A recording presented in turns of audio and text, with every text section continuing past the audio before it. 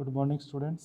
आज हम पढ़ेंगे एक नया topic, nucleic acid. Nucleic acid जो न्यूक्लियस में पाए जाने वाले मॉलिक्यूल्स हैं और बेसिक मॉलिक्यूल जो होते हैं डीएनए और आरएनए, उनके बारे में पढ़ेंगे हम कि ये किस प्रकार उनकी स्ट्रक्चर होती है और किस प्रकार उनके मॉलिक्यूल्स इसके अंदर आपस में बाइंड होते हैं और किस प्रकार मॉलिक्यूल्स जो होते हैं वो डीएनए को बनाते हैं। ये टॉपिक इम्पोर्टेंट है एनसीईआरटी के बेसिस पे भी और बेसिक स्ट्रक्चर को समझने के लिए भी, क्योंकि एनसीईआरटी के पॉइंट ऑफ व्यू से देखें तो ये टॉपिक जो है वो हमारे कम से कम 3 चैप्टर्स को कवर करता है। Principle of inheritance, molecular basis of inheritance और बायोटेक्नोलॉजी का एक टॉपिक है principle and process of biotechnology. क्योंकि वहाँ पर ये चैप्टर जो है वो तीनों चैप्टर जो हैं वो डीएनए पर बेस हैं। डीएनए की स्ट्रक्चर यदि आपके समझ में आ गई, उनकी बॉन्डिंग स्ट्रक्चर समझ में आ गई, तो आप इन 3 चैप्टर्स को आसानी से कवर कर लोगे और आसानी से समझ में भी आ जाएगी। तो यहाँ पर हमें डीएनए की स्ट्रक्चर या न्यूक्लिक एसिड की स्ट्रक्चर को हम डिटेल में पढ़ेंगे। एनसीईआरटी का जो चैप्टर है मॉलिक्यूलर बेसिस ऑफ इनहेरिटेंस, उसका यदि हम पेज नंबर 96 या 97 की स्ट्रक्चर को हम देखें, 96 या 97 के अंदर जो स्ट्रक्चर दे रखी है वो डिटेल स्ट्रक्चर नहीं है, वो थोड़ा ब्रीफ में नहीं, थोड़ा सुपरफिशली दे दिया। हम उसको तो डिटेल में पढ़ेंगे तो आगे सभी चैप्टर्स, इस चैप्टर के अंदर भी हम टॉपिक पढ़ेंगे रेप्लिकेशन, ट्रांसक्रिप्शन, तो उसको समझने में भी आसानी होगी। तो हम शुरुआत करते हैं डीएनए या न्यूक्लिक एसिड, डीएनए और आरएनए। डीएनए और आरएनए बेसिकली सभी लिविंग थिंग्स के अंदर पाए जाते हैं और ये एक तरह के जेनेटिक मटेरियल की तरह बिहेव करते हैं। डीएनए जो होता है वो सभी यूकैरियोटिक सेल का पाया जाने वाला जेनेटिक मटेरियल है। मतलब कि ये सभी यूकैरियोटिक सेल के अंदर एक तरह से जेनेटिक मटेरियल होगा, वो जेनेटिक सूचनाओं को एक पीढ़ी से दूसरी पीढ़ी में स्थानांतरित करेगा। जबकि आरएनए है वो सभी यूकैरियोटिक में बिल्कुल नहीं पाया जाता, लेकिन कुछ प्रोकैरियोट और मोस्टली वायरस के अंदर एक तरह से क्या होता है, ये जेनेटिक मटेरियल के रूप में पाया जाता है। तो यहाँ पर हम दोनों की बेसिक स्ट्रक्चर पढ़ेंगे, लेकिन कुछ डिफरेंस पाए जाते हैं, लेकिन कुछ कॉमन फीचर्स डीएनए और आरएनए के होते हैं, जिसका मैंने आपको डिस्कस करूँगा आपके साथ। इसके अंदर क्या होते हैं, मेनली कोई भी डीएनए हो या आरएनए हो, उसमें 3 मेन कंपोनेंट होंगे। शुगर, शुगर को हम बोलते हैं पेंटोज शुगर, और पेंटोज शुगर का मतलब वो एक तरह से क्या होती है, राइबोज शुगर होती है, उसे हम बोलते हैं राइबोज शुगर। जैसा कि मैंने आपको मॉलिक्यूलर बेसिस ऑफ इनहेरिटेंस के पार्ट 3 की वीडियो के अंदर मैंने आपको समझाया था किस प्रकार से पेंटोज शुगर जो होती है वो डीएनए के अंदर या न्यूक्लिक एसिड में पाई जाती है। हम उसको डिटेल में पढ़ेंगे भी किस प्रकार से ये शुगर मॉलिक्यूल, दूसरा नाइट्रोजन बेस, नाइट्रोजन बेस हम पढ़ेंगे भी कौन सी पाई जाती है, और थर्ड है फास्फोरिक एसिड। मेनली डीएनए हो या आरएनए हो, उन सब के अंदर 3 तरह के मॉलिक्यूल्स पाए जाएंगे, राइबोज शुगर और डी ऑक्सी राइबोज शुगर। ये 2 तरह की शुगर होती है, हम डिटेल में पढ़ेंगे आगे। नाइट्रोजन बेस डीएनए आरएनए दोनों में पाई जाती है, फास्फोरिक एसिड डीएनए और आरएनए दोनों में पाया जाता है, लेकिन दोनों में बेसिक डिफरेंस है, वो हम स्ट्रक्चर में आगे पढ़ेंगे कि इन 3 दोनों में डिफरेंस क्या क्या है।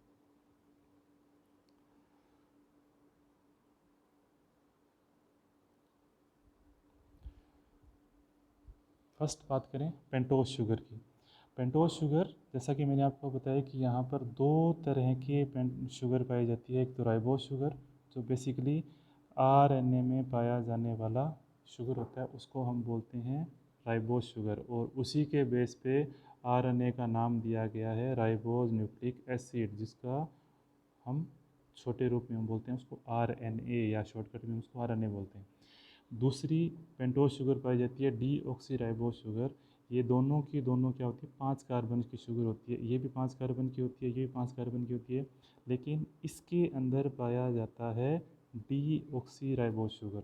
स्ट्रक्चर है वो हम आगे देखेंगे, इसलिए इसको हम बोलते हैं DNA. D oxy ribose sugar पाए जाने के कारण हम उसको बोलते हैं D oxy ribo nucleic acid, और जिसमें राइबोज शुगर पाई जाती है उसे हम बोलते हैं राइबोज न्यूक्लिक एसिड। अब हम डिटेल में जो स्ट्रक्चर है, फर्स्ट बात करें पेंटोज शुगर की, तो यहाँ पर आपको 2 तरह की शुगर दिखाई दे रही है। एक में डिटेल स्ट्रक्चर यदि अपने देखें तो यहाँ पर कार्बन 5 हैं, 1 2 3 और 4 और 5। ये 1 कार्बन, ये 2 कार्बन, ये 3 कार्बन, ये 4 कार्बन, 5वां कार्बन है वो ये। इस प्रकार इस स्ट्रक्चर के अंदर हम देखें तो इसका मोलिकुलर फार्मूला होता है CnH2n। ये बेसिक फार्मूला होता है इसका CnH2n, या हम इसको कह सकते हैं CH2O का N। ये बेसिक शुगर का फार्मूला होता है, वो इसके ऊपर अप्लाई होता है। लेकिन यदि हम अब दोनों शुगर के मॉलिक्यूल्स को यदि हम डिटेल में स्टडी करें तो ये शुगर पाई जाती है आरएनए के अंदर। ये आरएनए में पाई जाने वाली शुगर है, इसको हम बोलते हैं राइबोस शुगर। इसके पैरेलल सामने स्ट्रक्चर जो दे रखी है उसे बोलते हैं डीऑक्सीराइबोस, और ये पाई जाती है डीएनए में।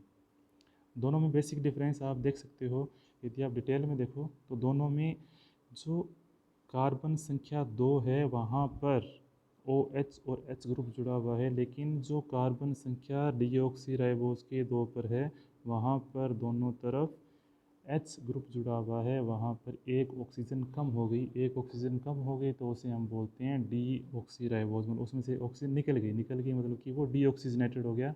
इसका मतलब एक ऑक्सीजन कम रखने वाली शुगर को हम क्या बोलते हैं, डीऑक्सीराइबोस शुगर, जो डीएनए में पाई जाती है। और जहाँ पर कंप्लीट रूप से पेंटोज शुगर होगी उसे हम बोलते हैं आरएनए। तो ये राइबोस शुगर बोलते हैं और ये आरएनए में पाई जाती है। अब आगे हम देखें फास्फोरिक एसिड। फर्स्ट हमने पेंटोज शुगर डिस्कस किया, सेकंड है फास्फोरिक एसिड। फास्फोरिक एसिड जो है उसका फॉर्मूला होता है H3PO4, और डीएनए के स्ट्रक्चर में हम इसको P से डिनोट करते हैं। जहाँ भी डीएनए की स्ट्रक्चर आपको मिलेगी, एनसीईआरटी की बुक में भी आपको P से डिनोट कर रखा है, पेज नंबर 96 के ऊपर अपने स्ट्रक्चर देखें तो वहाँ पर H3PO4 फास्फोरिक एसिड, ये एक तरह का कार्बोक्सिलिक एसिड होता है, कार्बोक्सिलिक एसिड है, किस कैटेगरी में आता है, और इसका मोलिकुलर फार्मूला होता है H3PO4। तो ये आरएनए और डीएनए दोनों में इक्वल पाया जाता है, इसमें कोई डिफरेंस नहीं होता। उसके बाद थर्ड है नाइट्रोजन बेस। नाइट्रोजन बेस जो होती है डीएनए के अंदर दो टाइप की होती है, एक तो प्यूरीन नाइट्रोजन बेस और दूसरी होती है पिरिमिडीन नाइट्रोजन बेस। ये बेसिक चीज़ है, इसको याद करना ज़रूरी है क्योंकि इसी के बेस पे बहुत सारे कंपटीशन एग्ज़ाम में क्वेश्चन पूछे जाते हैं, और आगे डीएनए के ऊपर बहुत सारी मैनिपुलेशन अपने एप्लीकेशन पढ़ेंगे रिकम्बिनेंट डीएनए टेक्नोलॉजी के अंदर या ट्रांसक्रिप्शन के अंदर, एप्लीकेशन के अंदर, तो वहाँ पर इनको समझना बहुत ज़रूरी है। तो नाइट्रोजन बेस बेसिकली दो टाइप की होती है, प्यूरीन और pyrimidine. Purine nitrogen base adenine और ग्वानिन, ये आरएनए और डीएनए दोनों में बराबर, दोनों में एक जैसी होंगी, वहाँ पर कोई डिफरेंस नहीं होगा। डिफरेंस पाया जाता है पिरिमिडीन नाइट्रोजन बेस में। पिरिमिडीन नाइट्रोजन बेस में आपको नाम दे रखे हैं साइटोसिन, थायमिन और यूरेसिल। इसको CTU से डिनोट करते हैं और इसको A और T से A और G से डिनोट करते हैं। इसको A और G से डिनोट करते हैं, एडेनिन और ग्वानिन। तो यहाँ पर हम देख सकते हैं कि एडेनिन और ग्वानिन जो होते हैं डीएनए आरएनए में दोनों में पाई जाती है, लेकिन पिरिमिडीन नाइट्रोजन बेस जो है वहाँ पर साइटोसिन और थाइमिन नाइट्रोजन बेस है वो डीएनए में पाई जाएगी, और साइटोसिन और यूरेसिल जो है वो पाई जाती है आरएनए में।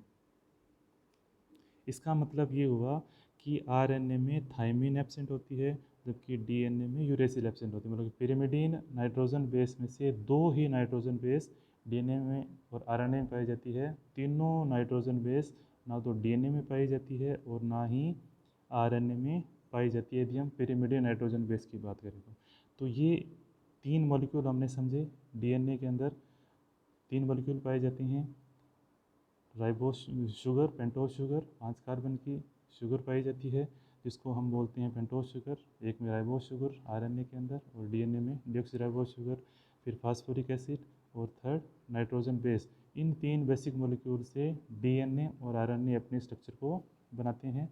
अब देखते हैं इन आपस में ये बंधते कैसे हैं।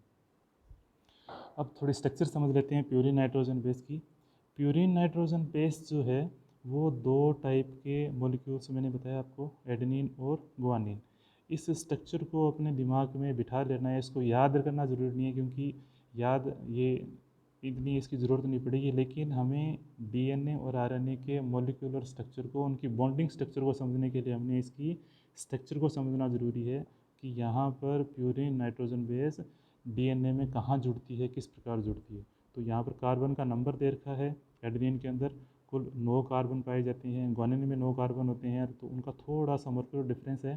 तो वो स्ट्रक्चर यहाँ पर आपको दे दी, इसको नोटबुक में अलग से नोट कर लो, क्योंकि एनसीईआरटी बुक में इसको कहीं पर भी मेंशन नहीं किया हुआ है। इसको नोट कर लो, और नोट करने के बाद हम नेक्स्ट टॉपिक जब पढ़ेंगे, इसका सेकंड वीडियो मैं डालूंगा, इसके अंदर आपको बताऊंगा कि किस प्रकार ये बॉन्डिंग बनती है फास्फोरिक एसिड शुगर के साथ, नाइट्रोजन के साथ कैसे बनता है, बॉन्ड किस प्रकार के पाए जाते हैं। तो उस बॉन्ड को समझने के लिए स्ट्रक्चर को समझना बहुत ज़रूरी है। फिर सेकंड है पिरिमिडीन नाइट्रोजन बेस। जैसे मैंने आपको बताया कि ये तीन टाइप की नाइट्रोजन बेस होती है। इसको हम बोलते हैं यूरेसिल, थाइमिन और साइटोसिन। यूरेसिल जो है वो आरएनए में पाई जाती है, ठीक है। साइटोसिन और थाइमिन जो है वो डीएनए में पाई जाती है। अब डिफरेंस क्या होगा, ये आरएनए में नहीं पाई जाती। आरएनए में थाइमिन के स्थान पर क्या होती है, यूरेसिल होती है, और ये आरएनए और डीएनए दोनों में पाई जाती है। साइटोसिन तो आरएनए डीएनए दोनों में पाई जाएगी, लेकिन थाइमिन जो है वो केवल और केवल डीएनए में पाई जाएगी, आरएनए में ये नहीं होगी। और यूरेसिल जो होगी वो केवल आरएनए में होगी, वो डीएनए में नहीं होगी। तो ये बेसिक डिफरेंस है डीएनए और आरएनए में। दो बेसिक डिफरेंस हमने समझ लिए अभी तक। डीएनए के अंदर डीऑक्सीराइबोस शुगर पाई जाती है, जबकि आरएनए के अंदर राइबोस शुगर पाई जाती है। नाइट्रोजन बेस का डिफरेंस देखें तो डीएनए के अंदर साइटोसिन और थाइमिन पिरिमिडीन नाइट्रोजन बेस पाई जाती है, जबकि आरएनए के अंदर यूरेसिल और साइटोसिन पिरिमिडीन नाइट्रोजन बेस है वो पाई जाती है। अब देखते हैं न्यूक्लियोटाइड क्या होता है। न्यूक्लियोटाइड, यहाँ पर हम स्ट्रक्चर पढ़ेंगे कि न्यूक्लियोसाइड। हम बात करें पहले न्यूक्लियोसाइड की। न्यूक्लियोसाइड में क्या होगा, न्यूक्लियोसाइड वो मॉलिक्यूल होते हैं जहाँ पर एक शुगर मॉलिक्यूल किसी भी नाइट्रोजन बेस के मॉलिक्यूल के साथ जुड़ जाएगा, एडेनिन, थाइमिन, साइटोसिन, ग्वानिन या यूरेसिल। यदि डीऑक्सीराइबोस शुगर को हम या राइबोस शुगर को हम किसी भी तरीके से किसी भी मॉलिक्यूल नाइट्रोजन बेस के साथ जोड़ेंगे तो वो कहलाएगा न्यूक्लियोसाइड। ये एक न्यूक्लियोसाइड है।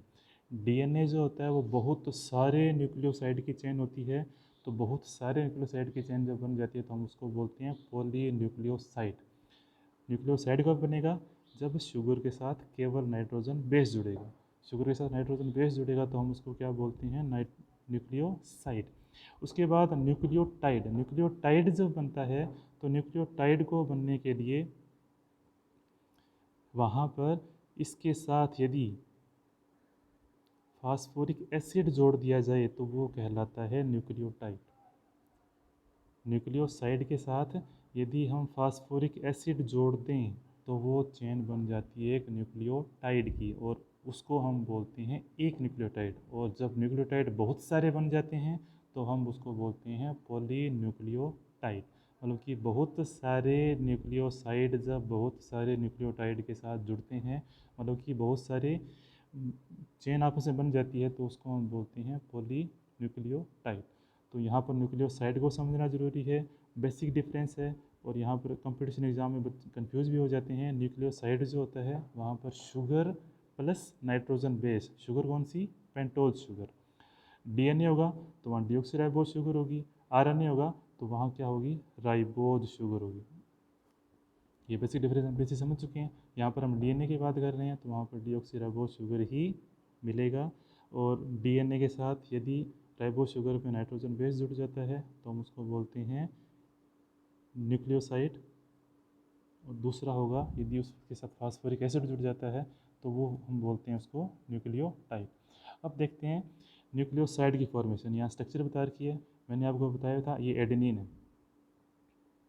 ये क्या है, एडेनिन मॉलिक्यूल की स्ट्रक्चर मैंने आपको पीछे देखी थी। वहाँ पर जो मॉलिक्यूल थे वो किस किस प्रकार से अपने स्ट्रक्चर को बनाते हैं। वहाँ पर कार्बन 9 कार्बन है, तो यहाँ पर आपको कार्बन दिख रहे हैं, ये कार्बन की स्ट्रक्चर आपको दिखाई दे रही है। ये कार्बन, ये कार्बन, ये कार्बन, ये कार्बन, ये कार्बन, ये कार्बन, ये कार्बन, और ये है पेंटोज शुगर की स्ट्रक्चर। और यहाँ पर देखो ये एक तरह की न्यूक्लियोसाइड की फॉर्मेशन है। यहाँ पर एक तरह का ये एक न्यूक्लियोसाइड है, एक सिंगल न्यूक्लियोसाइड बन रहा है जो आपस में बॉन्ड बनता है। और ये कौन सी है? थाइमीन नाइट्रोजन बेस है, जो हम पढ़ सके हैं कि दोनों के दोनों हमने किसके एग्जाम्पल लिए हैं? ये प्यूरिन नाइट्रोजन बेस के। इस तरह से पिरिमिडिन नाइट्रोजन बेस भी इस तरह से बन जाएगी। तो इस बेसिस पे 4 प्रकार के न्यूक्लियोसाइड जो होते हैं वो एक डीएनए में पाए जाते हैं, जहाँ पर क्या होगा? शुगर प्लस नाइट्रोजन बेस के बिहार पर 4 प्रकार के न्यूक्लियोसाइड बनेंगे।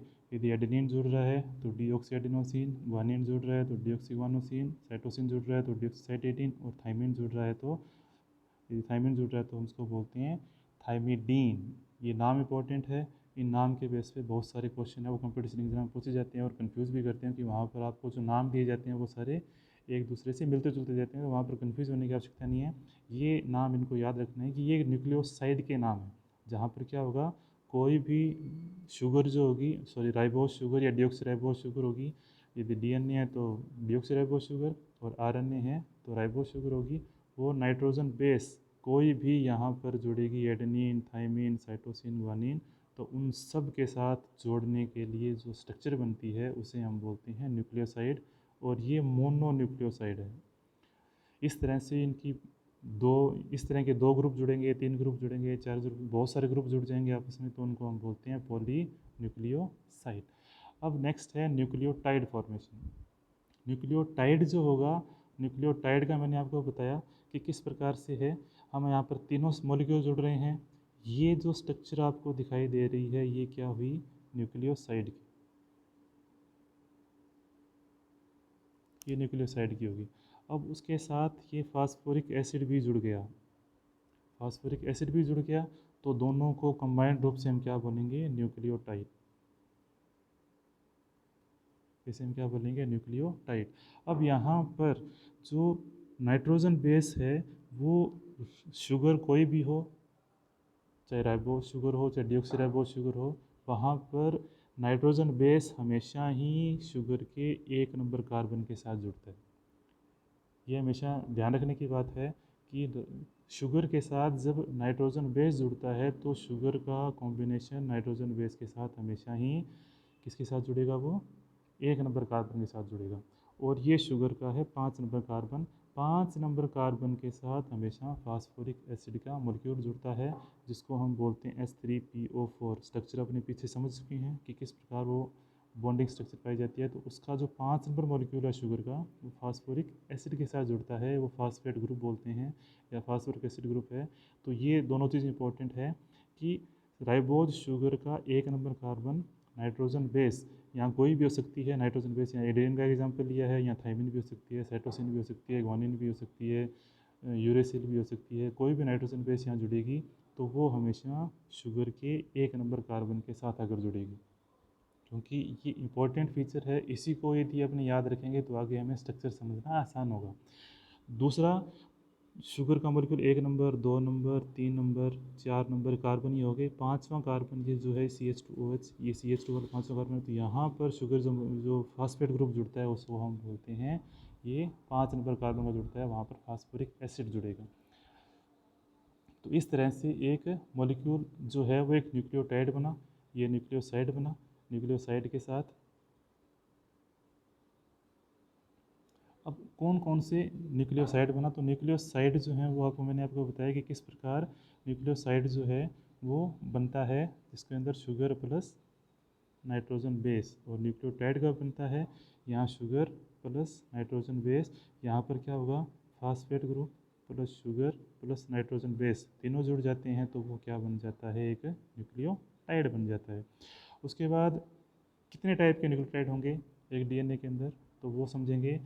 जिस तरह से 4 टाइप के न्यूक्लियोसाइड थे डीएनए में, उसी टाइप से डीएनए के अंदर 4 प्रकार के न्यूक्लियोटाइड होंगे। जिस टाइप का न्यूक्लियोटाइड नाइट्रोजन बेस के साथ जुड़ा, नाइट्रोजन बेस और शुगर के साथ जब एसिड जुड़ता है, फास्फोरिक एसिड जुड़ता है, तो उसके नाम क्या लग जाता है? एसिड लग जाता है, डीऑक्सी एडेनिलिक एसिड। वो डीऑक्सी एडेनिन था, और जब एसिड जुड़ गया, एसिड कौन सा जुड़ा, H3PO4, जो क्या इतना फास्फोरिक एसिड है, तो उसे क्या बोलते हैं, डी ऑक्सी एडेनोलिक एसिड या डी ऑक्सी एडेनोसिन, वहाँ पर न्यूक्लियोसाइड होगा। नीचे न्यूक्लियोसाइड का नाम दे रखा है और ऊपर न्यूक्लियोटाइड का नाम दे रखा है। तो इस तरह से 4 टाइप के न्यूक्लियोसाइड थे, तो 4 टाइप के ही न्यूक्लियोटाइड बनेंगे नाइट्रोजन बेस के अकॉर्डिंग। नाइट्रोजन बेस, एक डीएनए में 4 नाइट्रोजन बेस पाई जाती है, एडेनिन, थाइमिन, साइटोसिन और ग्वानिन। आरएनए में यहाँ पर थाइमिन की जगह क्या आ जाएगा, वहाँ पर यूरेसिल, बाकी कंपोजिशन वो की वही रहेगी। राइबोज शुगर के स्थान पर डीऑक्सीराइबोज डीएनए के अंदर, और आरएनए के अंदर राइबोज शुगर है जिसके अंदर एक ऑक्सीजन पूरा पाया जाता है, जबकि डीएनए के अंदर एक ऑक्सीजन कम पाया जाता है। तो डिफरेंट टाइप ऑफ न्यूक्लियोटाइड हमने समझे। पीछे के अगर किसी को टॉपिक समझ में नहीं आया तो इसको आप रिवाइंड करो, पीछे स्ट्रक्चर समझो और इसको दोबारा से आगे चलो, तो ये आसानी से समझ में आ जाएगा। उसके